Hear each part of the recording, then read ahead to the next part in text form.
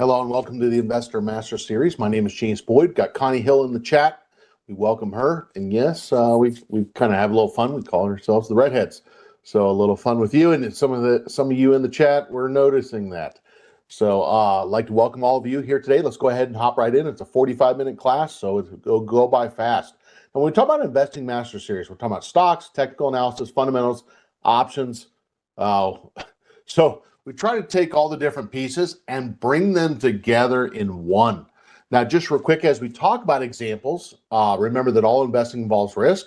When we talk about options, remember that options carry a high level risk, not suitable for all investors. We'll talk about kind of what some of those risks are, dependent upon the strategy, which can vary. Okay, and also remember when we talk about the information we discuss, it's provided for general informational purposes only. Now, also, when we talk about short options, remember those can be assigned at any time, okay, up to the expiration, regardless of the money amount. So when we talk about assignment, we're talking about short options, like short calls, which is the obligation to deliver the shares at that strike price. The short put, the obligation to buy at the strike price. We're not talking about long options there, okay? So assignment, anytime we sell a call, we sell a put, that's when we talk about the assignment, okay? Now, today, as always, we want to talk about markets. I kind of want to talk about something that I didn't like on the charts here today, and I'll talk about that. I don't want to have bad feelings, but one of the charts we're looking at, I don't like what we're seeing there. Now, also, I'm going to kind of talk about how maybe we're kind of seeing a smaller or a narrower window of stocks that are maybe bullish, and many others are not that bullish. That might kind of be some examples to exit on some. We will bring that up. And we'll also talk about two past caller examples in detail. And I want to really make sure that if we have any questions with that, let me know on that. But we're going to practice two more of those as well. Now, some of you I covered for Ben Watson's callers class last week. And so I did two example trades of callers, which you'll see that it's very similar to like a long call vertical or short put vertical, but we just have the stock, okay? So I want to kind of deepen that kind of discussion from last week, and it is a bullish strategy, okay? And we'll bring that up. So first off, let's kind of talk about something, and I want to kind of just change, let me grab something real quick. So I'm going to share this chart for a second. Some of you might say, hey, I like that chart. Let me share that with you. Also, if you said, I don't know how to put that on, we're going to go to the very top right, setup, open shared item. And what I'm going to do is, okay, and by the way, this is how we put on any script, okay? Setup, open shared item, and I'm going to copy and paste back. Now, what I'm doing is I'm just going to call this, so when I share that and say import it, okay, there it is. The thing that I didn't do is I didn't name it, okay? Now, when I pull up this chart, it has that heading, okay? And you're going to see that if I want to save that, let's go to Style, and let's say Save Style, okay? Now, this chart kind of looks stretched. It's because the VIX went up to 65. And I know, you're probably wishing you would have shorted it when it went up to 65. Hey, can't go back. So we're just going to call this the whole MA. I just want to show you, got some questions on how to put those on. Let's go back to Style, Load Style, and you're going to see whole MA right there. All right, so that's not that bad. Had some questions on the chat from yesterday's class. Now, the chart that I did not like, the one that kind of left a bad taste in my mouth, is the Japanese yen, okay? Now, remember, I look at this chart as really the international VIX. The reason why I call it the international VIX is the yen is used as they call it a carry trade, okay? You buy the euro, you buy the Canadian dollar, you buy the dollar, you buy the New Zealand dollar, you buy the Australian dollar, and you short the yen. The problem is, if this chart is going up, usually there's more angst internationally. The problem is that international angst or fear could actually turn to domestic fear. So in our examples here today, I want to kind of be very careful in identifying, is there maybe some of the selling pressure internationally that's coming home to the U.S. to roost, okay? Now, I want to be consistent with what I talked about before. I said, if this chart falls down, equities are probably bullish. Now, the opposite of that statement, if this chart is going up, equities could probably have some headwinds or be pulling back. Continue to watch that, okay? Now, when you look at our VIX, what you're going to notice is we have not seen domestically in the U.S. markets an explosion on the VIX yet, okay? Now, what you're going to notice is we have the MACD way down, and you're going to see the MACD is shallower. So we have kind of that construction of a bullish MACD divergence. We have a low. This is a lower low. So we kind of have that coming. So I don't want to be Mr. Negative, but like I'm watching what's happening with the yen. Don't like that. And then we're kind of seeing this bullish divergence on the VIX. This is probably telling me that maybe some of the bullish opportunities might be less. Okay. Not that there would be none, but there might be less. Okay. Now, also, I think this also goes back to if we're going to talk about selling puts, selling calls, anything that might be at risk of volatility increasing, got to be careful there. Having an understanding of defined risk trades, stop losses, adjusting stops, this is when you want to sharpen the saw. This is when you get the turns of the market where it's going fine, and all of a sudden it just falls down. Now, geez, James, Mr. Happy today, aren't you? Well, look, we can't say it one way and not call it the other. That's not fair, okay? So we're kind of seeing a little more angst internationally. By the way, you can look at those international markets and you're going to see why there's angst, okay? Good reason. And also, as we look at the U.S. markets, we look at the VIX, kind of seeing it kind of at a pivotal point here. Keep an eye. This is not a time to check out for a week and then say, I'm going on vacation. Want to keep an eye on your stops, your targets, you're watching the maximum gains, maximum losses. Are you doing risk management? Okay. Do not fall asleep out there. Now, the biggest thing is when we go back to this chart, let me pull this up right there. Let me load that style and we'll fix it. There we go. Okay. Now, what I want to do for just a moment. Okay. So when we talk about, let's say, U.S. markets, let's bring up the SPX for just a moment. When we look at the SPX, the trend is still pretty strong, okay? Luckily, we haven't seen that pullback, the key word is yet. At the prior high, candles are still green. The candles being green are really kind of showing that we're still in trend number 3. Hallelujah. Hope that continues. Now, if we look at the NASDAQ, you're going to see that's the area that we talked about 2 weeks ago being quite strong. Still green candles on the chart, okay? So we haven't seen any pulling back. That's been the area where there's been the strength, okay? Now, if we go back to the Russell, what's the Russell doing? Well, and the reason why I'm doing these trend candles is if we start to see the orange color candles, what trend is that? Well, that's trend number 4. Now, some people would say, well, I didn't see the market pulling back. The purpose of getting the color of the candles to change is to tell you that the trend or the momentum is changing. If we get, for example, below the 10-day EMA, that actually means, and I said the 10-day EMA, that actually means that we're starting to lose momentum on the Russell. Now, that doesn't mean the trend is over, but you don't like to see the momentum dropping. If we start to see those orange color candles, some investors might say, hey, I'm going to look to do covered calls, callers, things of protective nature, adjust the stops, set stops, all the above, okay? Because usually when you get these orange candles, you don't know how deep is the pullback going to be, okay? Now, and I should also go back on this and restate. When we get the orange color candles, okay, it's really saying we're up near an area of resistance. Apologize. When we get the purple color candles, we have dropped down below the 10-day moving average. Okay. And so we're losing momentum.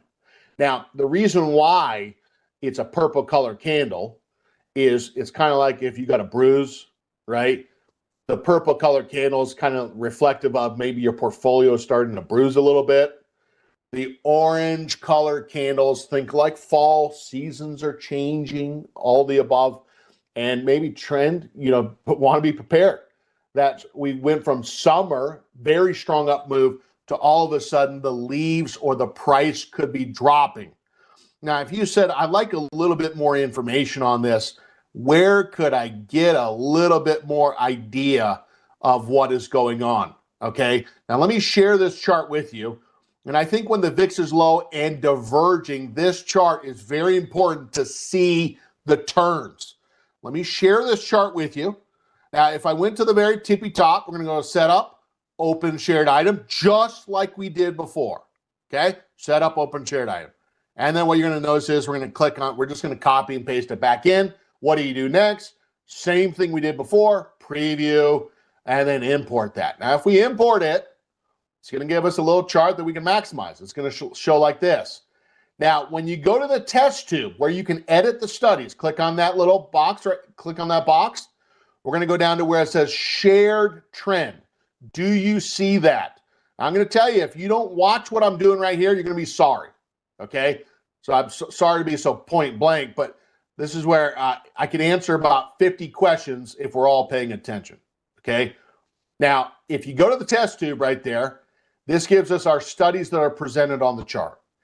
You go down to where it says shared trend, you're now going to see that it's going to give us description. Let me show you that again. Where'd you click? Right on that little script, okay? Right there.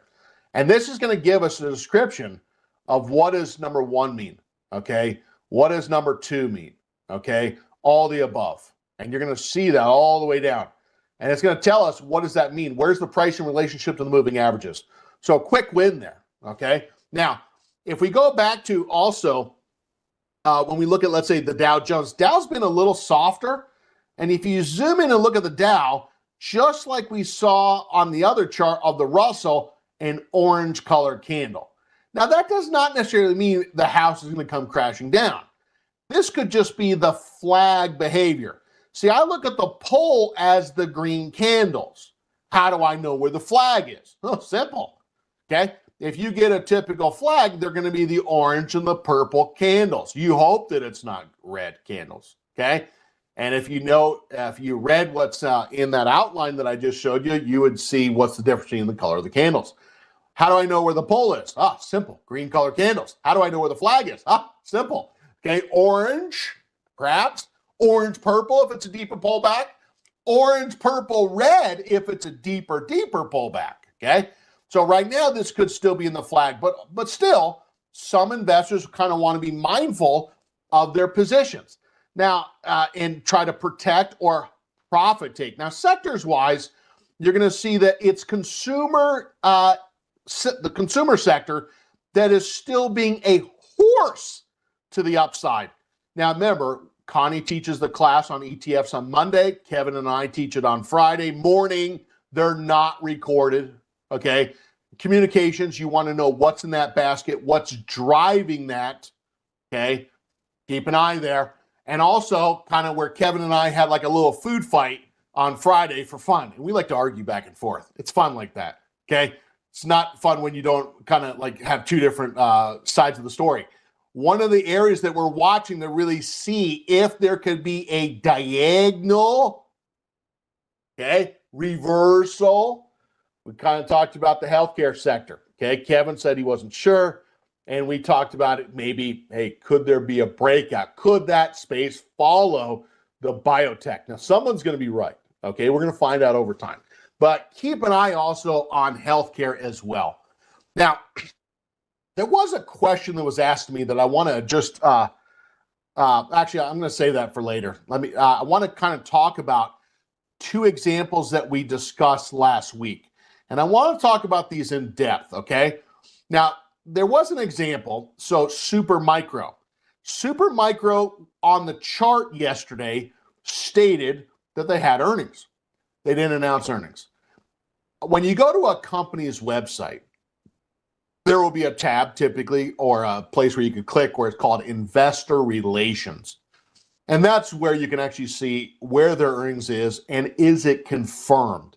Now, SMCI has been anything but normal because of all their past accounting irregularities, okay? And that just really means that they don't the numbers that they're stating or what they're when they do their accounting, they're not really up to the U.S. GAAP standards or international financial reporting standards. And so it would make an auditor a little confused. Why is a CFO and accountants changing the accounting relative to what the accounting standards are internationally and U.S. wise? So there's been, man, it's been a whole, that's very nerve wracking, right? Because you don't really know. You're trying to have standards because you want all companies to be compared, okay? Apples to apples. But SMCI might have kind of done their own accounting work, okay? That's what we're waiting to find out. And are they kind of doing their accounting according to standards to try to make companies comparable? Now, SMCI didn't have earnings yesterday. And I want to talk about this trade example. We held one of the trades over earnings, and I want to be very clear. Now, I think this strategy of a caller is a very interesting strategy because a lot of investors like long call verticals or short put verticals because they're a defined gain and a defined it has a defined max loss. Well, so does this strategy. And I want to kind of expose what are the differences in the strategy, okay, between this and also like a short put vertical and a long call vertical, and the differences between a short put vertical. Now, I think many investors, if you ask them, do you like buying shares? I think they would say yes. And if I ask them, well, what's one of the cons about buying the shares? Buying the shares. I got to outlay the capital. And the other con about buying the shares is those 100 shares of stock can be very, very volatile. And I think we would all agree to that. I think there's many times where you said, geez, I wish I didn't have the shares. Now, I want to kind of bring up a little sample sheet of paper for just a second and help us understand what's going on. So we got into the stock example given at 34.67. Okay. And we could see that right there. 34.67. That's where I got that number. Now, we sold the call at 42. Okay. Now, remember, in our classes we don't just show past examples, we'll show new examples, but it's very important we go back to the past examples to get an understanding of what we did and how we're going to try to repeat it again. Okay? So we sold a call at 42 and the stock is at 34. Now, how come the premium was so big? Can anyone tell me that? How come the premium was so big? Okay, well, now, by the way, you won't understand the new examples if you don't understand the examples we did, okay?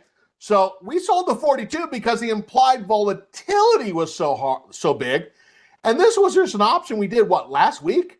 So if we have 17 days now, go back a week, we would have been 24 days to expiration, and we got 222 on the premium. On a $42 call, that was like 4 to 5% premium. The volatility. Everyone say volatility. Okay, huge. Okay, now, so let's kind of show this. So we bought the shares at 34.67, sold the 42. All right, now basic math. Everyone wants to be a millionaire, but nobody wants to do basic math. Probably won't work very well, okay? So if we bought the shares at 34.67, we agreed to sell the shares at 42, the stock appreciation could be as much as 733. Where do we get that number? Simple. From 34.67 to 42. Does everyone understand in the chat, okay, where we got that number? So this is the difference between the entry and where we're agreeing to sell the shares. We good? Okay, 733. Now, what you're now going to see is we collected 222, but we paid 305. So the put was more expensive. Well, let me ask you a quick question. Why was the put more expensive? Were investors more concerned about the upside potential, or were they more concerned about the downside potential? Oh, they were more concerned about the downside. And if they're more concerned about the downside, they're gonna pump up those values of those pets. Now, we collected 222, but paid 305. Now, so the net debit there would be 83 cents. That's not always the case. But if there's more volatility and people are more concerned about the stock crashing to the downside, that can be the case. So on one hand, we got $7.33 on the stock appreciation from 34.67 to 42, but we paid 83 cents to get into it. Now, you got to remember, when we got into this trade, we bought the stock, we sold the call, we bought the put, we collarized the position immediately upon stock entry. I'm going to show you the diagram in just a sec. So if we look at the net gain and said, what is the most that we can make? Answer, $650. Why 650? Well, because we have 100 shares. Now, if we looked at the downside, now stop. Is this helpful that we go over this? Now, what do I want you to do? I want you to feel comfortable to go out and practice like 2 more of these. Okay. So I think when we walk through the numbers, you know, oh, I get it. Okay. So that's why we're doing this. Now, if we bought the stock at 34.67 and we have a right to sell the shares at 32, basic math. Well, from here to there, the stock lost, ding, ding, ding, ding, 267. Now, did we get a credit or a debit? Well, we already paid more for the put than we got from the call, so that was a debit. So if you add up those two together, survey says $3.50. Now, for some of you technicians out there, oh, I love maximum gain to be higher than the maximum loss. These are defined gains, defined max losses, and that's why some people like that long call vertical and the short put vertical. Okay, it's kind of, capped. So what we want to do is ask ourselves now, how much of the gain do we have now? So we're going to follow this line all the way over, and we're going to look at this and say, okay, we have $280-ish, $265-ish as it's moving. I'm right here. And we're going to ask ourselves, what do we have in terms of the maximum gain? So think of this just like we had a long call vertical, a short put vertical. So we have 270 of the 650. And we're kind of asking ourselves, what percent do we have of the maximum gain? So this is percent of max gain. Now, I want to go back to the same rule set we talked about. If we could get 50%, if 50% in 10 days, the investor might say, James, I'm going to exit. Okay, 50% in 10 days. Are you nuts? That's a good gain. Okay, fine.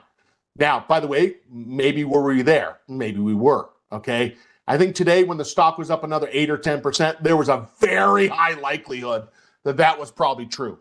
Okay, now if we said if 65% when more than 20 days remaining, that might be for some exits an exit or roll.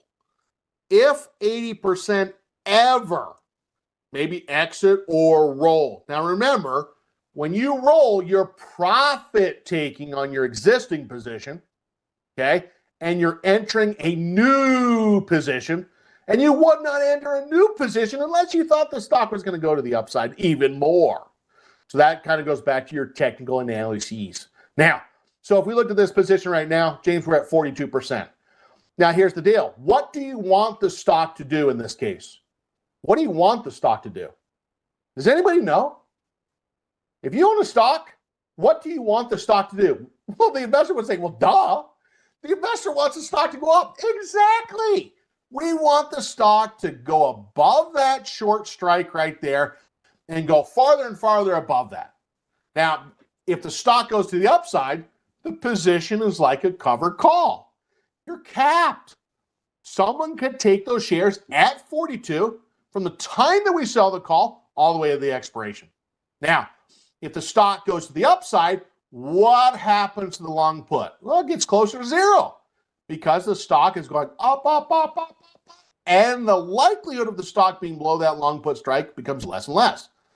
So if we set it with the framework that we have here, what are we going to do? Well, we don't have, 50% yet. Now, let me kind of throw this out. Let's say our gain today was $3.40, and maybe earlier it was.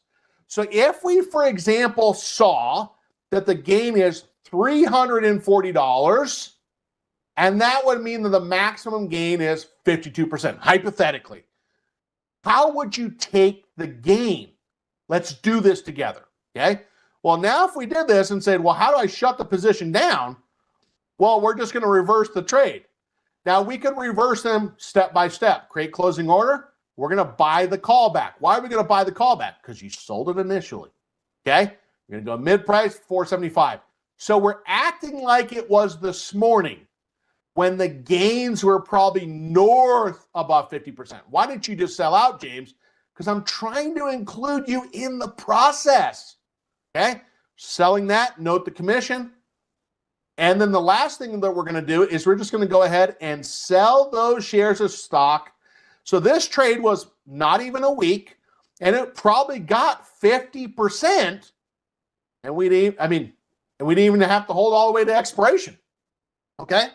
Now, remember, if you're going to do this type of trade, are you looking for a bearish trend? Well, that's kind of an odd question, because if you buy shares of stock, when have you ever wanted a bearish trend? See, that doesn't make any sense. So if you do this type of trade, you have at least a neutral outlook on the stock to bullish, okay? So we kind of right now showed the example. Wonder if the gain was 340, which would give us a gain of 52% of the maximum gain. And we showed the example of how to peel it off, how to exit it, okay? And we just went row by row, okay? Now, I want to kind of go back to something for just a second, okay? On this position, if you said, well, what was the commission? So let's say we made $3.40 free commission. But you had, so it was, which by the way, is $340, hypothetically. You had to pay the 65, so you didn't have to. Could have not done the trade to begin with. But when you kind of really look and said, well, how much of the commission, what was the total commission to get in and out? Well, it was really 65 cents times 4, okay? Now, for some of you people out there that like to look at commissions, your commission, 65 cents to sell the call, buy it back, etc., times 4.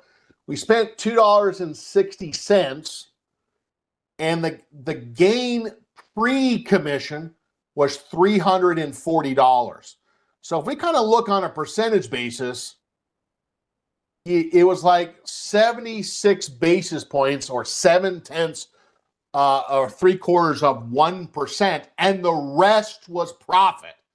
Now, I'm going to tell you, try to go out there and do a business where you're making 99% of your gross sales. Oh, that's funny. Okay. Not even software companies can do that. That's going to be very hard. So I think that's important, because you should look and kind of say, well, what was commission relative to the profit or loss, and kind of see what those percentages are. That's a part of the trade, a part of the analysis. Now, I want to do one more for just a sec. Let's go back to Apple for just a second, okay? Now, what I'm going to do is let's go to the IRA, okay? And let's go to this Apple position. Let me see if I can't, was it Apple? I think it was. Let me just go back to this for just a sec. Maybe it was in this one. Ah, it's right there. Apologize, okay? Now, 100 shares of stock. Now, I need your help, okay? Let's kind of fill this out together, okay? Now, I just kind of use this as a sheet of paper. Now, I don't care if you said, James, I'm just going to use paper. Fine. I just don't have any paper to show you, so I'm using this as my sheet of paper. So what's the stock entry price? Well, $234, okay? Now, it's going to be very hard to manage the position if you don't really know the numbers. It's going to be very hard to have confidence to enter a new position if you don't know how we did the last position. So let's say the stock entry price is $234.80.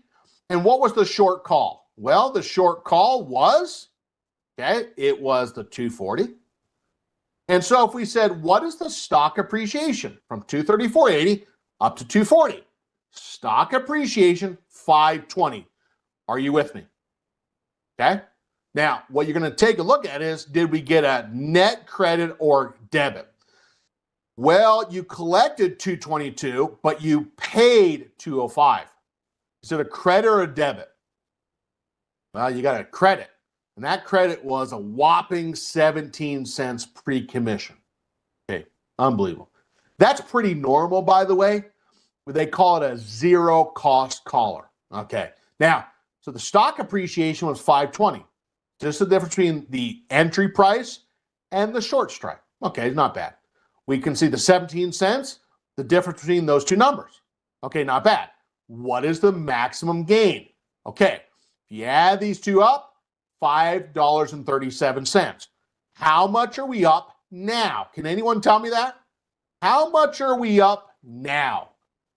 Well, if we look down there in that top row, and I'm right here, $2.58, $2.57, and I'm just going to type in 257.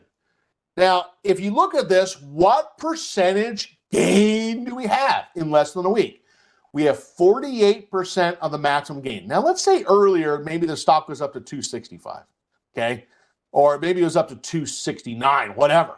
Well, if we get to where this, we're only $10 off. If we get to a $269 gain, we're at 50% of the maximum gain, okay? So that's one thing I want you to notice there. Now, let's finish the downside, okay? What's the long put strike? Well, the long put strike is $230. See that right there. So let's kind of fill this out. If you bought the stock at $234.80 and you have a right to sell it at $230, what's the potential loss? $480. Okay? Now, credit or debit? Well, you got a credit because the credit for the call was higher than what you paid for the put. And what's the maximum loss? $463.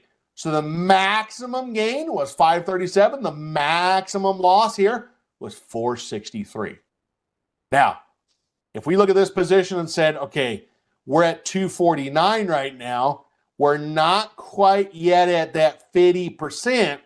Maybe the investor says, I'm going to wait. Now, some investors might say, James, I'm so close to that 50%, I can taste it. I'm taking it down. I mean, look, we're going to keep it up right now to kind of show a continuing example here, but you're going to see that we're very close. So this one, if we're talking about management, probably going to be talking about this one quite a bit. Now, what I want to do here is I want to look at a new example. Let's imagine the investor said, you know, James, Amazon has been quite bullish, and this is where I'm going to give you an in-class quiz, okay? Let's say the investor said, you know, James, I'm bullish on Amazon, and I think the stock's going to go to the upside, but I want to have a maximum gain, maximum loss built in. All right, so let's baby step this trade together. How do you do it? All right, so let's go to the trade tab. So step number one is if we're going to call her, okay, enter all of it at one time, we're going to step one, buy the shares of the stock, okay? And I'm going to do this in the IRA account because we already have those shares there. And by the way, this position of this cash secured put, I'm going to take this down at 74%. Why? Well, because I don't want this to show down below and confuse anyone.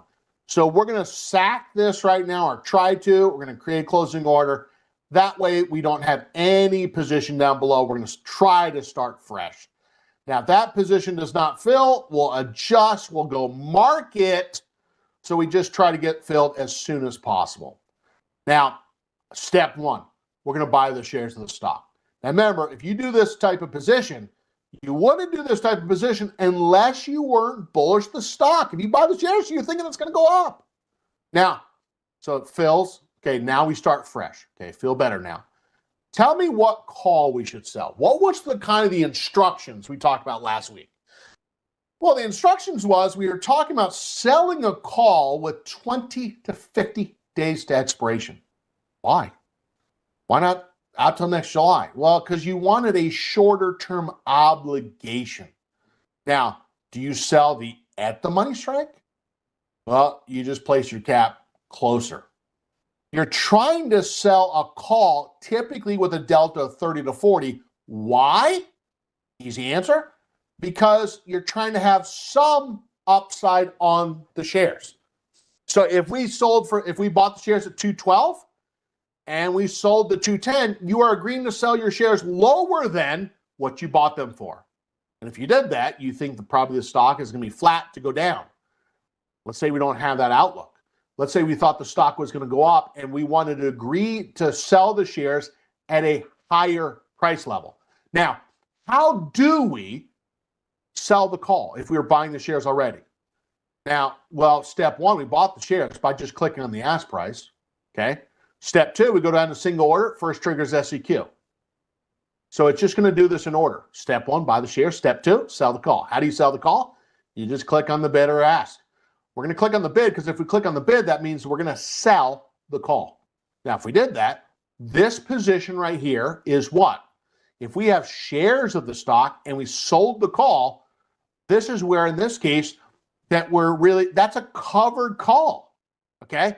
Now, you got to remember with the covered call, that's a stock diagram.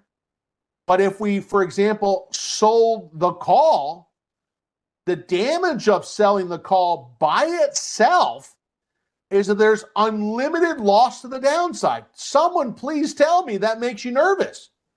Now, how do you control that? So I'm going to tell you right now, when I run into friends of mine, and I have a good friend, let's say his name is Taylor. Maybe it is.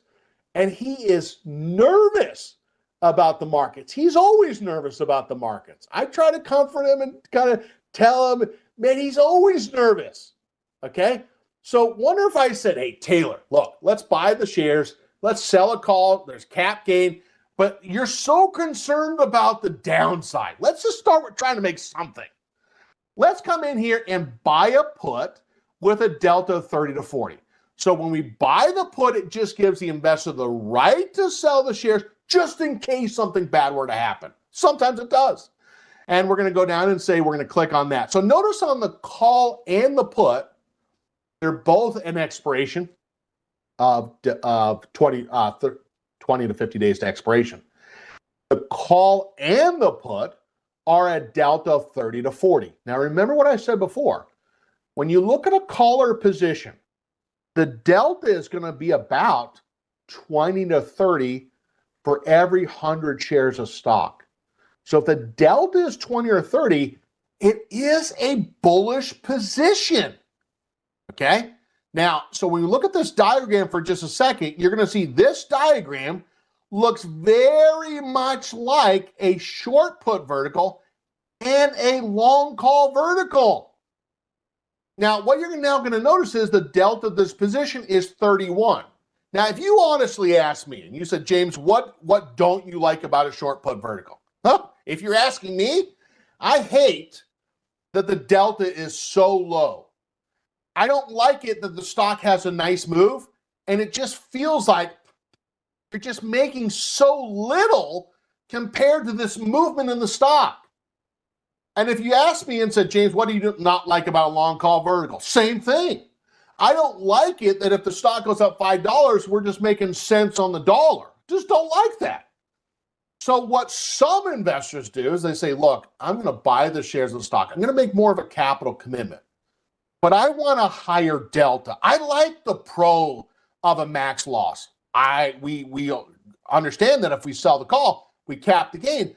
But what you're going to notice is in the typical caller, we're going to have a bigger maximum gain, okay? But at that same time, we're still capping the loss to the downside. Now, what's the theta? Well, in this case, it's still positive theta. Okay, interesting. So it's a bullish trade with positive delta.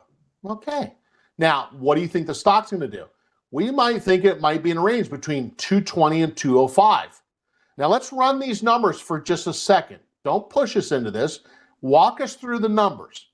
Now, if we, for example, buy the shares at 212.45, we sell that call for 220. The put to the downside is 205. You can see us below. Is it a credit or a debit? Now, I'm going to make that, you're going to see that we collect 470, but we pay 375. Well, let's just say we get a credit of 95 cents. Are you with me? Now, guys and gals, notice today I'm not going all over the place. I normally like to do. Okay? I dug a hole and we're digging a mile deep. Why? Because I want you to specialize in something. I want you to get so good at something where you could be like, James, I could do this with one eye closed, and I get it. Okay? Now, and what you're going to notice is the stock appreciation from here to there. There it is. There's a credit. Got more for the call than you paid for the put. Talked about that for the third time now. What's the maximum gain? Maximum gain is $8.50. If you had 100 shares, $850. Now, downside, 212.45 down to 205. Max loss on the shares, 745. Why did I say max loss? Because you bought a put, and the debit there you're going to see is 95 cents. What's the maximum loss? 650. This is pre-commission. Okay. So on this trade, you're going to see now when you look at a long call vertical, the long call vertical typically is like 250 max gain, 250 max loss. Something like that. Or $2 gain and a $3 max loss. A lot of times on a caller, you're going to see that the max gain is typically greater than the max loss. Typically, if you structure it the way that we're showing. Okay. Now, here's the deal. Why is that the case? It's an easy answer. Because you bought the blasted shares of stock and it's increasing the delta. That's why. Ta-da! All right. Now, so here's the funny thing about this strategy. We don't have to just freak out about where we're setting the stop. That's kind of nice.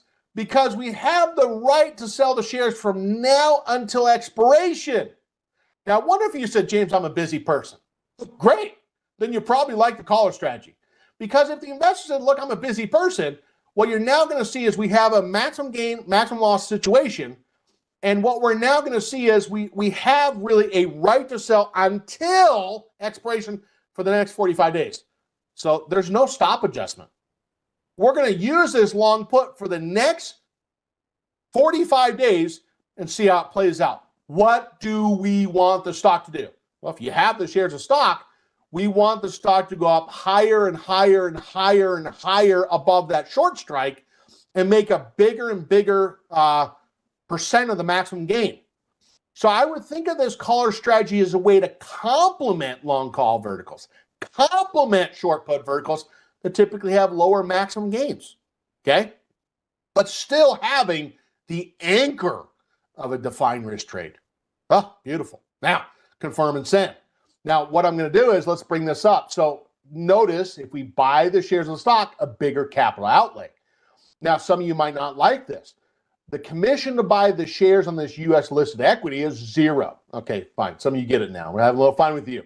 Commission to sell the call and to buy the put, 65 cents a piece. Now, if you take a look at this, the buying power effect, what we need to set aside because we're buying the shares, 21,000. We're going to come in and say send the order. And now that position down below, there's the shares of the stock. And now we're trying to get filled. Now, so we can see the position together. Okay. And I'm going to have to move down that short call premium to about 450. There it is. Finally filled. So I had to move down the credit 5 cents got filled. And there it is. And there it is. Now, what I want to do is I want to go all the questions now. Okay. So you need to understand something. Today, we did not go all over the place. We wanted to talk about kind of doing this strategy. And it's a caller strategy. The difference in this caller strategy is normally we talk about legging into a caller strategy. But this is where we're looking for a bullish position. We're applying the caller to the shares all at the same time. And we're letting the maximum gain, maximum loss play out. Now, kind of one of the nice things about this is you don't have to like move the stops and things like that because you have a right to sell. So if you said, James, I'm a busy person, you might consider this strategy. Okay. Now, here's the deal. If we kind of looked at this and I got it, let's take 2 questions here. Okay. So when we go back to this and said, is there really a high risk of volatility? Not really that much. Why? It's because you're really sold the call, which is short volatility, but on the opposite side of this trade, you bought the put. Okay. Now, so where's volatility typically negative? Well, if volatility goes up, that typically means the stock goes down. So volatility is not going to hit as much the options, but it could be at risk. The stock could be at risk if the stock were to start downtrending. Now, the question came in, well, CRM has earnings today. This caller strategy is a classic trade over the earnings because you have a defined gain and a defined loss. Okay. Just remember, you have more capital outlay though, and you have bigger maximum gains and maximum loss compared to the verticals. Okay. Now, the other question is, comment is, why did we not do the 210?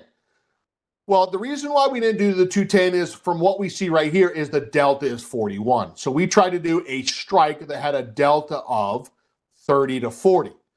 At that time, that's the one that we saw that was in that strike zone of a delta 30 to 40. So your homework assignment, your specific homework assignment, find a bullish stock and call it the position. Give me 2 of them. Give yourself 2 of them. Do it in paper money account. I want you to take the structure we talked about, and I want you to kind of run through the numbers exactly like we did. Has this been recorded? Yes. Okay. Now remember, is if you said, where could I actually find the recordings for this class? Well, so right here, if we go, for example, to this page right here, this will get you to the Trader Talks. The Trader Talks, let me just pull that up right here. That will get you to the Trader Talks page right there on YouTube. You have not subscribed. My gosh, just smash that thing. Subscribe. It's free. Okay? Now, if you said, where's the class link for the previous classes? Right here. Okay? So you're going to see that if you have like a favorite TV station or whatever, you go to that favorite TV station and see all the previous episodes. That's what this is. Okay? Now, I'm out of my time here today. I wanted to kind of further deepen the understanding of the caller strategy. It's going to be something we talk about quite a bit. Some people call me Mr. Caller. You can call me what you want, okay? But I have had some practice with callers, okay, in explaining those. Now, remember with what we discussed, it was done for example, illustrative purposes only. Barbara Armstrong will be coming up next. Thank you, Connie Hill, for helping in chat here today in a lively session. And this has been the class on Investor Master Series with a specific focus on callers. Thank you so much. Stay tuned for Barbara coming up next. Bye-bye.